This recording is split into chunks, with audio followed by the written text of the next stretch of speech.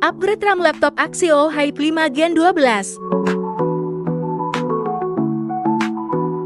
Standarnya, laptop ini berkapasitas 8 GB RAM dan 256 SSD NVMe. Laptop ini masih ngasih ruang satu slot kosong untuk nambah SSD dengan tipe M.2 SATA. Dan satu slot lagi untuk upgrade RAM, jadi bisa dual channel sekaligus ngaktifin Intel Iris Xe Graphics.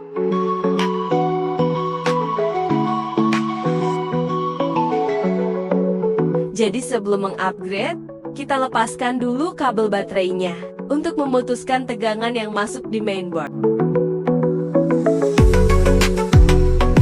Kali ini saya akan menambahkan RAM 8 GB DDR4 dari Tinggroup.